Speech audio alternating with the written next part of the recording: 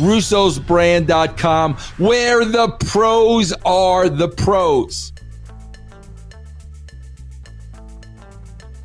And then Paige, a.k.a. Saraya, makes her AEW debut to a very, very big pop. Okay. I was very surprised because I obviously know Paige. I know her story, the family, the whole thing. It was cool. The fans went nuts. Fans obviously know who she is. I hate that the commentators, we all know who she is, kind of a thing. I don't think they said it in those exact words verbatim, but it's like we all know who she is, but still we're not going to talk about it.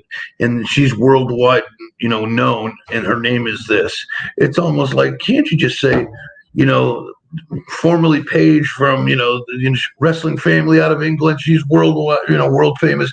You could brush the WWE off and talk about her family and like come from a legendary wrestling family in England. It's been worldwide, they've made movies about her. Here she is in AEW.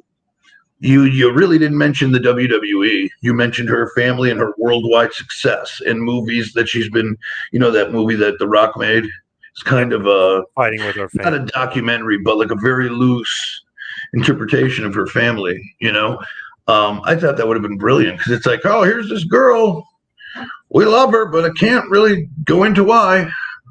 I don't know. I always feel like that when somebody new comes out. I don't know why they can't say formerly known as. Right. You're not marketing it like to sell something. It's not like I'm making an action figure of John and formerly known as John.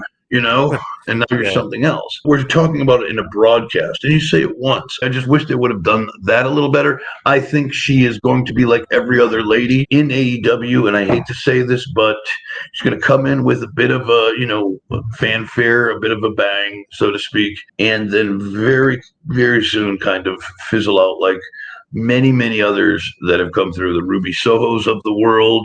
Toni Storm's act is cold as ice for somebody like her. You know what I mean? So they got to be careful what they do with her and how they do it. But again, more people, more wrestling. The women need something. I don't know what that is, but the women certainly need to pick me up in storytelling and maybe start trimming the fat of some of the girls that they have there, because it's like we're getting the same girls every week. Rampage, we're getting some, and then it's like, that's it. There's so many ladies sitting at home, I can't even count. Crowd was loving it. Huge surprise. Took a lot of people by surprise, but I think a lot of the dirt sheets knew she was coming in. The only thing that's interesting that I haven't seen a lot of people touch on, except for Meltzer, she's not cleared to wrestle, and there's been no indication that she will wrestle, which I thought was weird because everybody was saying, oh, she's going to face Toni Storm, she's going to face Britt Baker, going to do this or that, and Meltzer was the only one, and I was like, wow, that's a good point. Only one touchdown. He said Toni said she's not cleared to wrestle. She never said she was cleared to wrestle. So I don't think she's wrestling it, for a while anyway. We've seen that with Daniel Bryan right. Danielson now, where he was, he's done with for the rest of his life.